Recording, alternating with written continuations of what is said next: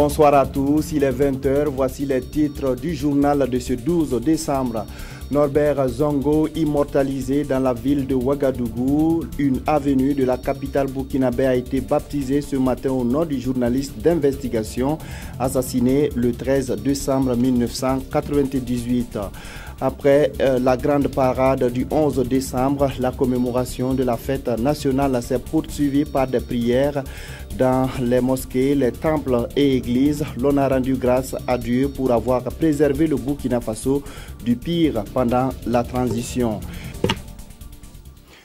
Le bureau politique national de l'Union pour le progrès et le changement UPC s'est réuni en session ordinaire ce samedi à Ouagadougou. Cette première session du parti après les élections couplées du 29 novembre est consacrée au bilan de la participation de l'UPC à ces élections. Il sera aussi question de peaufiner les stratégies pour les élections municipales. Konsoum Koulibaly, Nathalie Kaoré. Les membres du bureau politique national de l'Union pour le progrès et le changement se retrouvent pour la première fois après les élections couplées de fin novembre 2015. Le parti est arrivé en deuxième position, aussi bien à la présidentielle qu'aux législatives.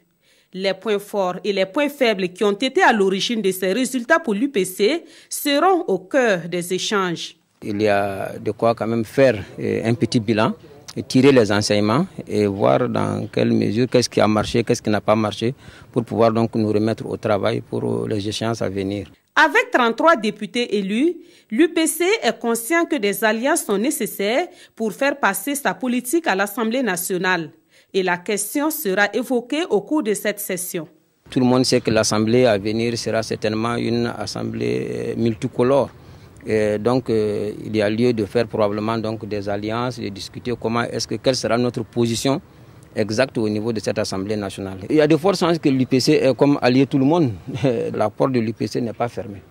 Le troisième grand point inscrit à l'ordre du jour de cette session de l'UPC est la participation de ce parti aux élections municipales. Ces élections sont prévues dans le premier trimestre de l'année 2016 et les membres du bureau politique national vont identifier ici les stratégies à mettre en œuvre pour que l'UPC ait un meilleur score à ces élections. À la veille de la commémoration du 17e anniversaire de l'assassinat de Norbert Zongo, les autorités de la transition ont décidé d'immortaliser l'illustre journaliste. Une avenue de la capitale burkinabé porte son nom. La cérémonie de baptême a eu lieu ce matin sous la présidence du Premier ministre Yacouba Isaac Zida. Le point avec Amado Ilboudo et Sibidi Issa Lankwande. La rue 54 915, 6 au secteur 54 de Ouagadougou, porte désormais le nom de Norbert Zongo. 17 ans après la disparition tragique du journaliste d'investigation et directeur de publication de l'Indépendant, sa mémoire est ici perpétuée à la demande des autorités de la transition. Un signal fort, quand bien même la justice se fait toujours attendre. Aujourd'hui, nous voulons que tout le peuple burkinabé sache que nous sommes sur le chemin de la justice pour Norbert Zongo. Ceux qui ont assassiné Norbert Zongo, en tout cas pour ceux qui sont encore vivants, sont désormais aux arrêts. Donc nous attendons maintenant qu'ils puissent être jugés, que le peuple, que nous puissions tous savoir qui a ordonné d'assassiner Norbert Zongo et pourquoi. Plus qu'un simple baptême, l'immortalisation du journaliste écrivain sonne comme un appel pressant pour que vérité et justice soient enfin rendues à Norbert Zongo et à ses compagnons d'infortune. Nous souhaitons l'aboutissement de la justice, du dossier au niveau de la justice. Comme il y a 3 sérieux suspects qui ont été inculpés ces jours-ci, nous attendons la suite. Longue de 3 km 200, l'avenue Norbert Zongo commence à l'intersection nord du boulevard France-Afrique et se termine au sud par la ligne électrique haute tension traversant la route nationale numéro 6 menant à Sapir. Et puis la RTB vous propose une soirée spéciale à Norbert Zongo demain 13 décembre. Il y aura un zoom sur le dossier Norbert Zongo dans le journal de 20h et un plateau spécial à partir de 21h à 22h30. Vous aurez la diffusion du film documentaire Bori Bana. Elle n'a duré que 13 mois, mais la transition restera à jamais gravée dans les annales de l'histoire, mais également dans la ville de Ouagadougou.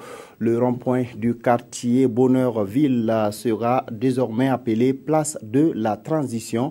Le baptême du rond-point a eu lieu ce matin en présence du président du Faso, Ibrahim Sombier Bouma Ernest Nebié.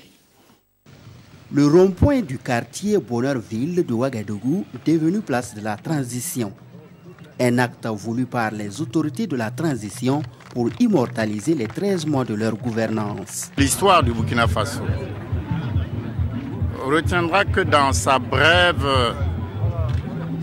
vie, la transition a quand même relevé de nombreux défis.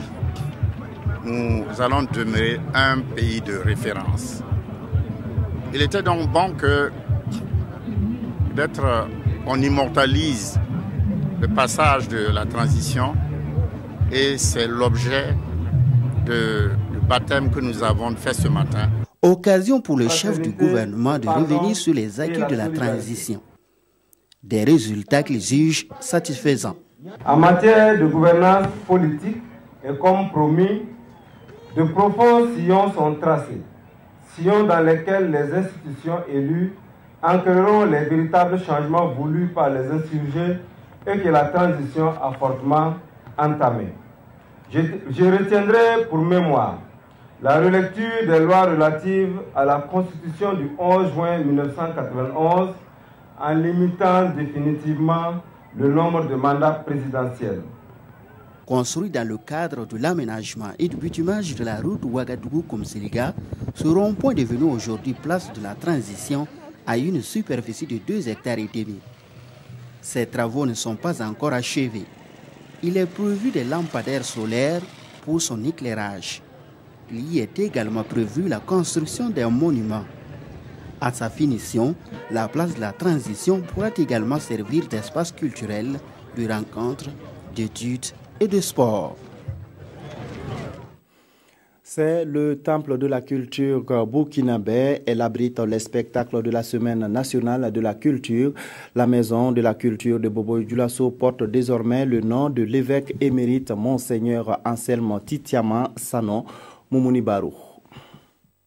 La Maison de la Culture de Bobo-Dioulasso porte désormais, ce jour 11 décembre 2015, le nom d'une illustre personnalité du monde de la culture, Monseigneur Anselme Titiama Sanon. À travers cette reconnaissance pour la cause de la culture, Monseigneur Anselme Titiama se dit comblé et souhaite que ce temple soit un lieu de réconciliation. Cette Maison de la Culture soit maison de la paix, maison de la rencontre des cultures, des religions et maison de la réconciliation, du pardon.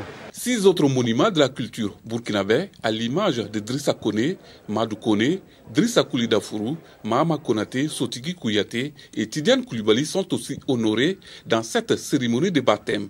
Et ces salles portent dorénavant leur nom. Je remercie vraiment le ministère de la Culture d'avoir pensé à Tidiane Koulibaly.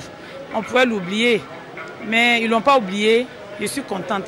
On remercie déjà cette reconnaissance au nom de toute la famille. Cela nous prouve que seul le travail paye.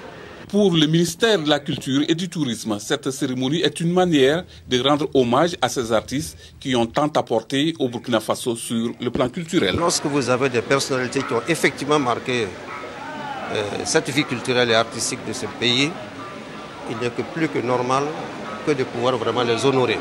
Cette cérémonie de baptême s'est déroulée en présence de nombreux amoureux de la culture dans une ambiance festive, le tout couronné par une prestation de troupes venues à l'occasion.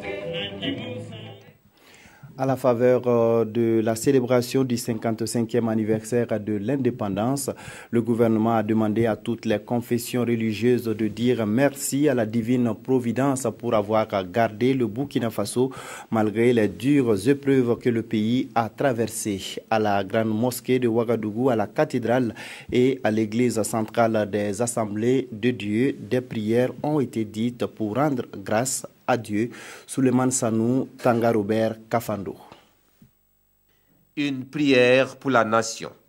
Une messe d'action de grâce à l'église de la cathédrale de Ouagadougou pour dire merci au Seigneur d'avoir veillé sur le Burkina en cette année tumultueuse et lui demander grâce et protection pour les nouvelles autorités et pour la nouvelle année.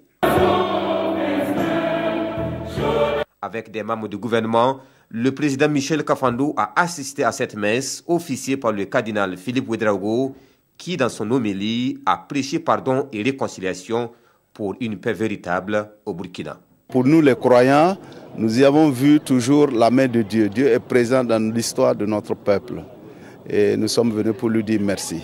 À l'église centrale des Assemblées de Dieu, une autre prière, la même reconnaissance et les mêmes vœux. Le Premier ministre Yacouba Isaac Zida et des membres du gouvernement sont allés confier l'avenir du pays à la divine providence. Grande mosquée de Ouagadougou. À la prière de ce vendredi 11 décembre, toutes les confréries islamiques sont réunies pour dire merci d'une même voix à Allah et l'implorer protection et miséricorde pour le Burkina.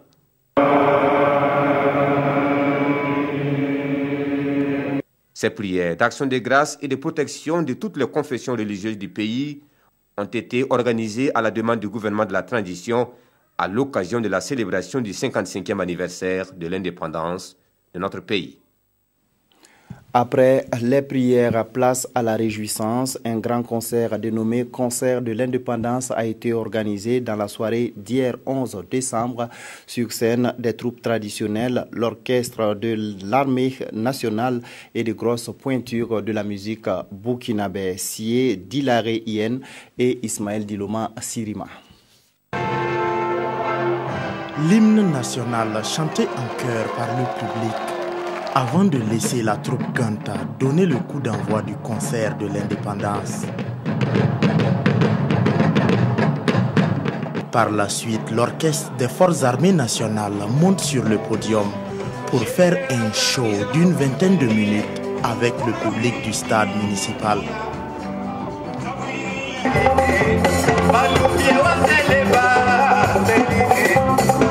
Après l'orchestre des forces armées nationales, 7 autres artistes, tous burkinabés, évoluant dans la musique moderne ou tradimoderne, prennent d'assaut le podium pour présenter des prestations entièrement en live.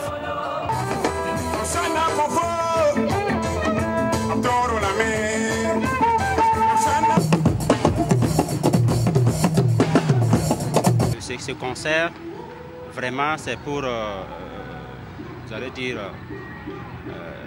l'unité du Burkina Faso, encore des Burkinabés, voilà, rassembler davantage encore les Burkinabés voilà, autour d'une seule cause, voilà, qui est la recherche de la paix, la joie et puis l'amour, la fraternité entre nous. La fin de ce concert, ainsi que celle des autres activités, vient clore la célébration du 11 décembre 2015. À présent, les esprits sont tournés vers Kaya, qui se doit d'être prêt pour le 11 décembre prochain.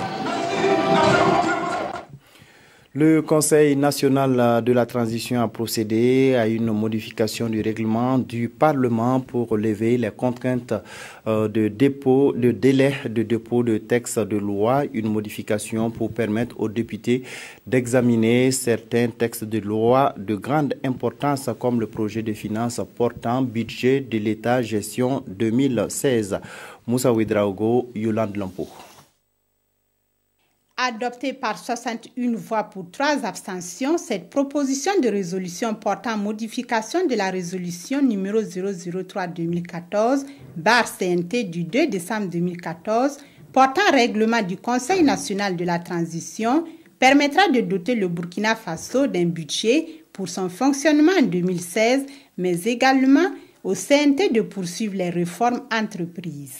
Nous ne pouvons pas, dans les dispositions actuelles de l'article 25, de notre règlement, examiner cette loi de finances-là tant que nous n'avons pas levé la contrainte du délai. Déjà, ça donne un instrument de gouvernance à ceux qui viendraient. L'autre avantage, c'est qu'ils ont la latitude de pouvoir relire quelque chose qui existe déjà et le conformer à leur projet de société.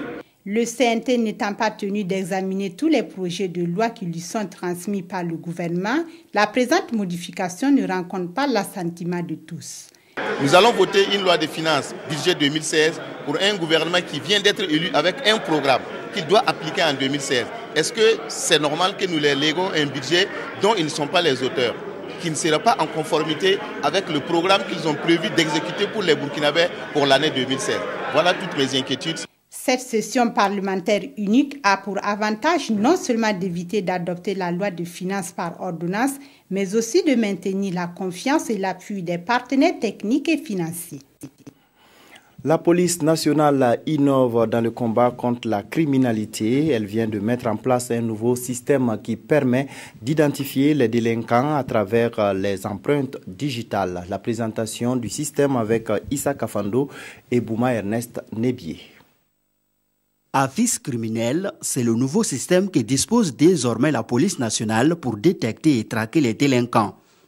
Il est basé sur le relèvement des empreintes digitales. Il y a le site central où se trouve la base de données. Il y a un site au niveau de la région de l'Est basé à Fadan Gourma. Il y a un autre site basé au commissariat central de Ouagadougou. Un autre site basé à Bobo. Et tous ces sites-là sont interconnectés via un réseau au site central. Dès qu'un individu est suspecté d'avoir commis une infraction, l'individu est interpellé, il est fiché et tout de suite, il ressort dans la base de données s'il était déjà connu par les services de police. La police a l'identité de la personne s'il a un passé criminel. Si un délinquant commet une infraction et laisse ses empreintes, nous pouvons les prélever et venir introduire la base de données. Le système est aussi efficace dans la lutte contre le terrorisme selon ses utilisateurs. Imaginons on prend un individu qui est recherché, par exemple à Paris, pour terrorisme. Il vient, il vit au Burkina Pénal. Mais si cet individu est suspecté, quand on l'interpelle, nous pouvons introduire notre base de données, chose qui va nous permettre de savoir s'il est recherché d'abord par Interpol ou s'il est recherché au niveau national. Le système AFIS criminel est fonctionnel. Son installation au Burkina est l'œuvre de la société française Gemalto. Le CERAV Afrique, le Centre régional pour les arts vivants en Afrique, est une institution culturelle créée par l'UNESCO et dont le siège se trouve à Bobo-Dioulasso. Nommé en mai dernier, le délégué général de l'institution a été installé ce jeudi. Ses principales missions, promouvoir les arts vivants et accompagner les États dans la mise en œuvre des conventions de l'UNESCO. Karim Ilboudo, Ahadi Sandamba. Nommé en Conseil des ministres du 13 mai 2015, c'est aujourd'hui 10 décembre que Michel Saba prend fonction en tant que délégué général du CERAV Afrique, le Centre régional pour les arts vivants en Afrique. Un centre qui se veut une plaque tournante de rencontres, d'échanges et de décisions entre opérateurs culturels, artistes, experts et décideurs politiques de tous les États membres et de l'UNESCO, le système des Nations Unies pour l'éducation, la science et la culture. Une institution qui est dédiée à la culture, donc qui aura pour vocation de travailler au renforcement des échanges et de la coopération entre les États au niveau culturel et qui va apporter un appui technique aux États en matière d'élaboration de politiques et de stratégies. Cette prise de fonction marque également l'opérationnalisation de CERAV Afrique basée ici à Bobo-Dioulasso, capitale culturelle du Burkina Faso. Il s'agit pour nous d'abord de viabiliser l'outil dans lequel nous allons travailler, c'est-à-dire l'infrastructure. Et puis nous allons accueillir au début de l'année 2016 la première session du conseil d'administration qui va nous donner les orientations et qui va valider les propositions que nous allons faire. Le délégué général de CERAV Afrique est un homme averti des questions culturelles et mieux, il s'est entouré de plusieurs compétences en la matière pour l'accomplissement de sa mission. Comment mettre fin à la déperdition scolaire? Des experts du Niger, du Sénégal et du Burkina Faso sont réunis à Ouagadougou pour réfléchir sur la question. Les trois pays veulent mutualiser leur expérience pour que chaque enfant scolarisé puisse terminer le poste primaire. Gérard Sommet, Salidoussa. Ces acteurs de l'éducation, tous membres du programme de développement des réseaux pour l'éducation en Afrique de l'Ouest PRODER-AO, se concertent à Ouagadougou pour juguler le phénomène de la déperdition scolaire, phénomène récurrent au Burkina comme au Niger et au Sénégal. Il s'agit donc pour les participants à cet atelier de changer leur expérience, mais surtout de s'appuyer sur celle du Burkina qui est un peu plus avancée. Il y a beaucoup d'élèves au sortir du cycle primaire qui ne parviennent pas à continuer au poste primaire, le collège. Alors, ce sont des cas de déperdition et les causes sont nombreuses. Ce qu'il y a d'important dans le travail que nous faisons, c'est agir sur les communautés éducatives afin que les filles partent à l'école et restent. Et c'est à ce propos que nous avons apprécié l'expérience du Burkina Faso à travers ce que font les mères éducatrices qui agissent sur non seulement la scolarisation des jeunes filles, mais aussi les conditions de vie des mères. 4 jours seront donc mis à profit pour tirer des conclusions pertinentes afin de trouver une solution adéquate à ce phénomène qui constitue un frein au développement de ces 3 pays. Ils sont chargés de superviser et de déterminer les grandes orientations du projet Fonds Enfants. Les membres du comité de pilotage du projet se sont réunis ce jeudi à la faveur de leur 2e session ordinaire. Sur la table des travaux, le compte-rendu de la session extraordinaire de juillet 2015 et le budget annuel de 2016. Moussa Ouedraogo, Mounira Kéré. 2 dossiers sont à l'ordre du jour de cette 2e et dernière session ordinaire de l'année 2015 du comité de pilotage du projet Fonds Enfants. Il s'agit du compte-rendu de la session extraordinaire de juillet dernier et du plan de travail et du budget annuel 2016. 2 documents qui seront examinés et adoptés au cours de cette session. Nous sommes là pour la tenue donc la 2e session ordinaire du projet Fonds Enfants phase 4. Et nous sommes là ce matin donc pour examiner donc les programmes d'activité donc de l'année 2016. Il faut dire que le projet Fonds Enfants contribue énormément donc au développement et c'est un projet qui intervient donc dans 2 régions, notamment la région du Sud-Ouest et la région donc de l'Est. Le projet Fonds Enfants qui a démarré ses activités en 2005 est à sa 4e phase. 10 ans après, le comité de pilotage note des avancées. Il y a déjà un changement au niveau du discours. Maintenant, si tu parles droit de l'enfant, les gens ne rejettent pas systématiquement. Ils essaient de comprendre comment faire pour mieux appliquer ces droits. Le changement du discours est suivi par des actions concrètes pour mettre en œuvre ces droits de l'enfant, notamment au niveau de la scolarisation, la formation professionnelle et bien d'autres aspects. Le projet Fonds Enfants accompagne les collectivités territoriales dans la lutte contre la traite et l'exploitation des enfants. Il est le fruit d'une coopération entre la République fédérale d'Allemagne et le Burkina. Une coalition d'associations de la région de l'Est interpelle les autorités sur la gestion des ressources naturelles de cette partie du Burkina Faso. Elle estime que ces ressources sont mal gérées et que leur exploitation ne profite pas aux populations. Roger Bembamba, Diakalidia Ouattara. La coalition populaire de Gouloumou réclame le retrait des concessionnaires exploitant les ressources naturelles de la région de l'Est. Elle dénonce un laxisme dans la gestion des ressources fauniques et touristiques. Il y a par exemple des zones qui sont gérées par certaines personnes non officiellement, qui n'ont pas été attribuées officiellement par les conseils de ministres ou bien par une institution qui est accréditée. Nous avons par exemple ceux qui ont plusieurs zones qu'ils gèrent. La coalition décèle ainsi la violation des codes miniers et forestiers par les concessionnaires. Et les animateurs de ce point de presse se disent révoltés contre le fait que les ressources ne bénéficient pas aux populations riveraines. 5 milliards, c'est le flux financier dans la caisse de l'État pour les exploitations fauniques, l'activité touristique. Mais qu'est-ce qui revient aux populations? Pas d'infrastructures, par exemple, réalisées sur les lieux, comme les écoles, comme les CSPS, comme les forages. L'autre fait qui provoque la colère de la coalition du Gouloumou pour la conservation des ressources naturelles est les conditions de travail des employés des différentes concessions. C'est pourquoi Lio et ses camarades comptent réunir tous les acteurs soucieux de la préservation des ressources naturelles pour mieux formuler leurs doléances. Les résultats des élections couplées du 29 novembre, c'est le principal sujet qui a intéressé les hebdomadaires de cette semaine. Abdul Rasmane Zongo. Rock président, bravo à la transition-transmission, c'est l'un des titres phares de l'opinion et relatif à la présidentielle 2015. Cette victoire de Roch n'est pas une surprise selon l'hebdomadaire.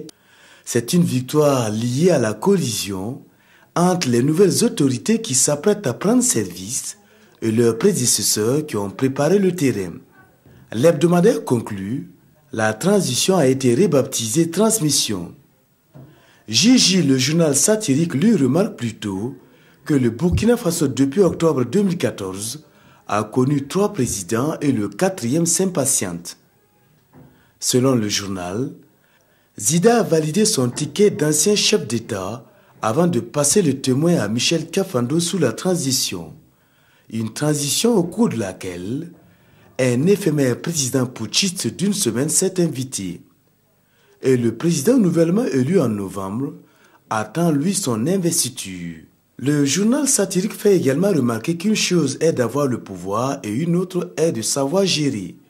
Pour le journal, le président doit savoir également faire le grand casting après la victoire.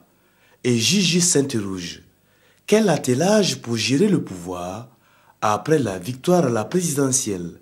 Sur ce sujet, l'opinion titre « Entre alliance et compromission ». Voilà qui met fin à cette édition. Merci de l'avoir suivi. Restez en compagnie de nos programmes.